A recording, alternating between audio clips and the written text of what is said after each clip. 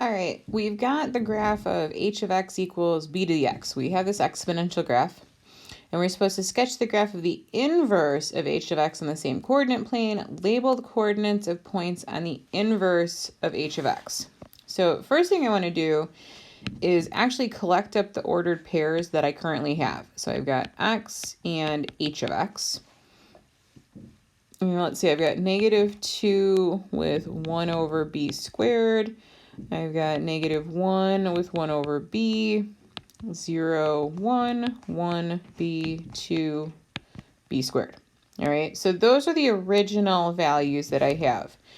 What I do know is my inverse would take those values and it would flip them. So these x values are going to become my y values here, and these y values are going to become my x values. So the notation, remember, is h inverse of x, okay? And I'm just going to rewrite it. So 1 over b squared is going to be -2. 1 over b is -1. 1, 0, b1, b squared 2, okay? So I'll go with orange, I guess. All right, so all of these x values are going to be positive numbers because b is a positive value. It has to be greater than 0. So basically, I've got this little itty-bitty fraction here with -2. Oops, trying to make a little dot here. There we go. Let's see, 1 over b -1. I guess maybe right here. Let's see, 1, 1, or 0, 1, 0. I'm going to get the right term there. Whatever b is, I'm going to go up to 1, and then b squared up to 2. So it's not, really big, quick growth, but it is growth. So something like this. It's not perfect, but it gives me kind of a sketch here. And this is h inverse of x. All right. Now it says for part B, right, the equation of the inverse of h of x equals b to the x, label the graph. I've already done that. So remember, this is the logarithmic notation. So the inverse of this is going to be log base b of x is equal to h inverse of x. All right. So just so you know, right, exponential, logarithmic, they are inverses of each other. All right, we have done the two graphs. I want to talk about these key characteristics. So the basic exponential function is, actually, I'll go ahead and use the notation they use, which is h of x. So h of x is equal to b to the x. What does the graph look like? The graph looks something, and I'm going to go ahead and say b is positive here, all right? Whether you do positive or negative might change your end behavior a little bit. Actually, no, it won't change your end behavior. It will change your interval of increasing or decreasing. So whether we're talking about, this first one I drew here was exponential growth. If we did exponential decay, you'd end up with the same kind of basic premise.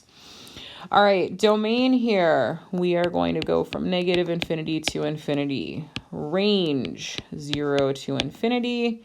Intercepts, the only one we have is the y-intercept, 0, 1. That's it. Asymptote, y equals 0. And the end behavior, I'm going to zoom in so I can write this. So as x approaches infinity, h of x approaches. Now, this end behavior would matter, all right? So I'm going to go ahead and do the end behavior for growth, all right? Because I realize the end behavior will change. So let's just say we're going to look at this one for the growth. I will go ahead and highlight it. All right, so just be careful with that part of it. Different graphs, end behavior for growth is different than end behavior for decay. All right, so if we go with growth, the end behavior there is going to be h of x is going to approach infinity as x approaches infinity. And then as x approaches negative infinity, h of x approaches 0. All right, so that's the end behavior for growth. It would be, of course, different for decay.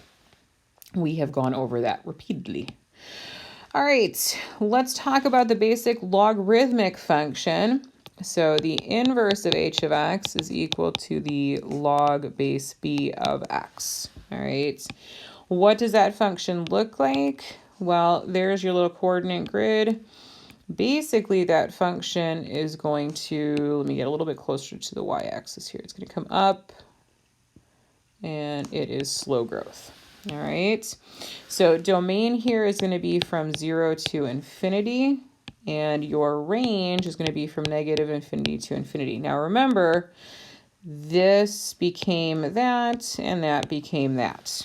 All right, so the domain for the function is the range of the inverse. The range of the function is the domain of the inverse. So those are kind of important pieces.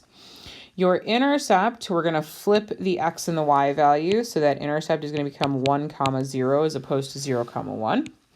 Your asymptote is going to become x equals 0, not y equals 0.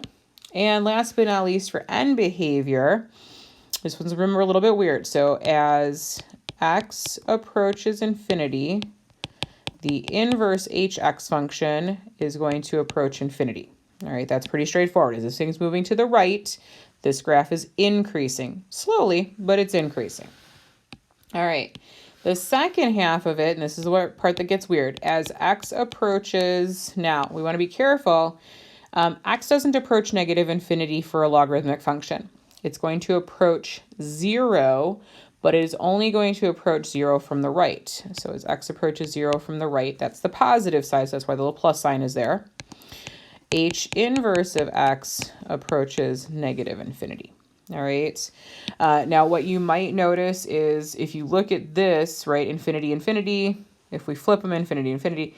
All right, so negative infinity and 0 kind of flip-flop places here. So as x approaches 0, but you got to be careful because it's only coming from the right. Your function's approaching negative infinity. So these two end behaviors switch places. All right, so just be aware of that. All right, so that is the end of the key features for the exponential and logarithmic functions. Please make sure you understand how to convert from exponential to logarithmic, logarithmic to exponential, and that you can find all of these key features for both curves. All right, let me know if you have any questions.